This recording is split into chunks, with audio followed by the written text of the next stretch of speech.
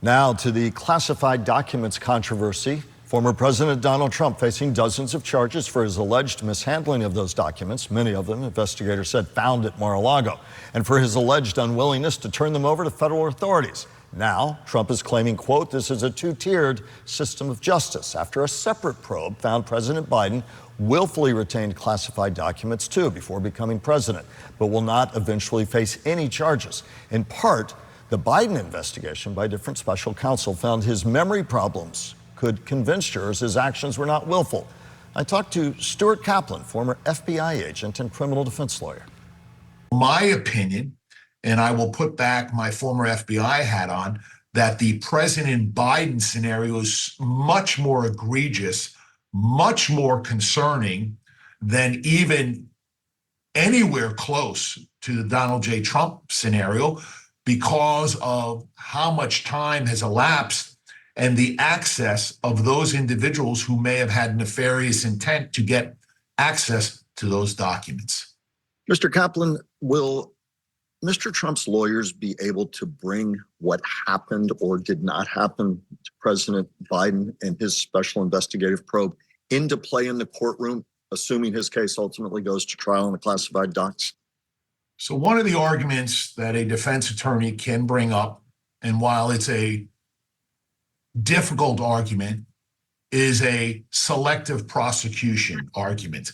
That means that my client is being targeted for a specific reason, not necessarily because the rule of law requires this individual to be prosecuted, but because there is some other agenda that the government is selectively zeroing in on my client, arguably for political reasons, or to prevent him from running to become the next sitting president.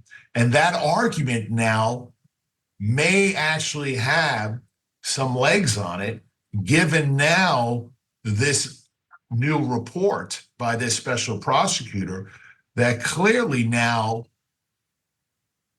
suggests that there is two tiers of justice by just the optics, because the end results should have been the same. Rejoined by Brian Crowley, our longtime News Channel 5 political analyst. Brian, unpack all this for us. Well, what a mess.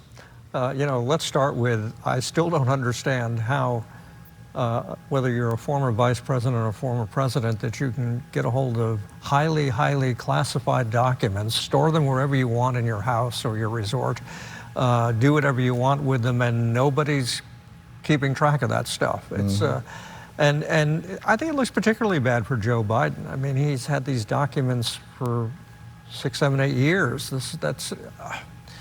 And frankly, I think that if, as the Justice Department decided that they weren't going to file any criminal charges against Joe Biden, I think they're going to be a little more hard-pressed to file criminal charges against Donald Trump. Or to make them stick. I mean, they're filed, but where do you go? You're going to hear this argument in court. The difference in the case And by the way, Brian, I should point out, as Stuart Kaplan did, as a sitting president, he cannot be charged as a sitting president, but whenever he would leave the presidency, those charges could be brought, just as Mr. Trump could not be charged while he was in office. So a clarification point, but to your point again. But the difference between the two is that Donald Trump was being more obstructionist, where when they called Joe Biden on it, he was like, here, have all my stuff, look around. Where Donald Trump was deliberately hiding stuff, even when they were demanding it. But in our politically charged world, is it a distinction without a difference to many? Yeah, oh, absolutely. I think that once again, it's helped out Donald Trump a lot in his campaign against Joe Biden, because he can go, I didn't do anything different than Joe Biden did, and they said he didn't commit a crime. And a lot of people, and I think on both sides, are going to say, it's time to drop all this and move on. Let me ask Brian, also, because it all impacts how Mr. Trump at Mar-a-Lago and Joe Biden at the White House, or his Delaware home when he's visiting there, if they end up having that clash. Last night was such an interesting night. I know there's been national coverage on this in the last few days, but I would like your take. A quick White House news conference. More upset, and by the way, said I didn't share any classified documents. This was President Biden at a hastily called news conference. But seldom do you see the White House hold a news conference that quickly.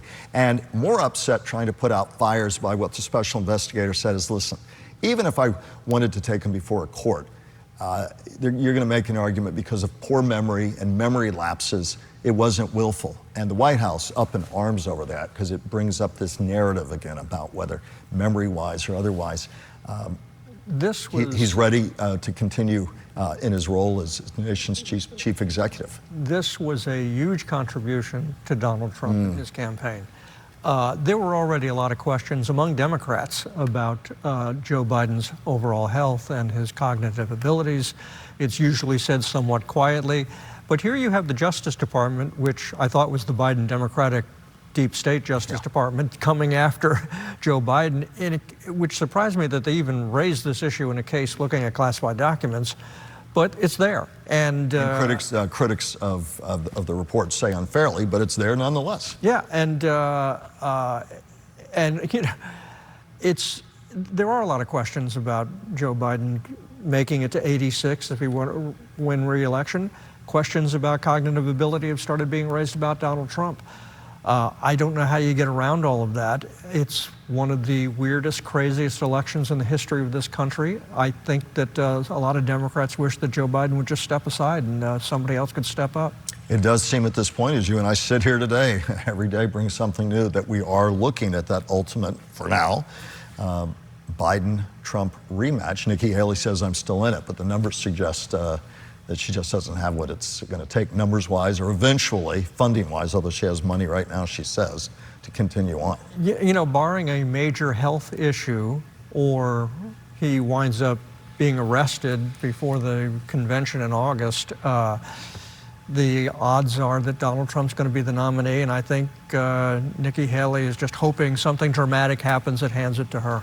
Let's talk another topic. He was so much in the news every single day, not to say he's out of the headlines. Ron DeSantis, your thoughts? It's been a couple of weeks now, back in his role as obviously governor of Florida. Who knows what he's already thinking about 4 years from now? But your thoughts on what you hear out there as Governor DeSantis really does a reset right now, whatever that means.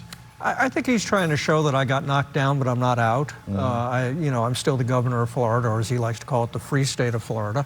And I just think that, he's going about the business of being governor and having these little press conferences around the state and, trying to heal from the terrible wound of being slaughtered in the presidential campaign. What else top of mind for you these days, buddy?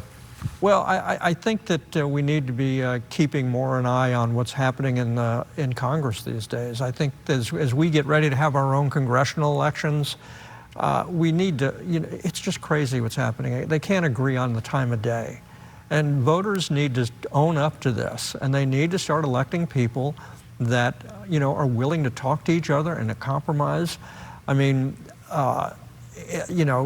we can't agree on the border, we can't agree on Ukraine, we can't agree on Israel, and we are starting to look like fools to the rest of the world. And it was a Floridian, Matt Gaetz, North Florida congressman, who led the charge to oust a speaker. The new speaker's got his own headaches. Never seen anything like it. Yeah, well, Matt Gaetz is more interested in being a podcaster than a member of Congress, so that's where we're at these days.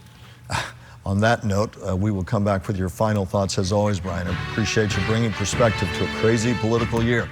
We'll be back with more in just a moment.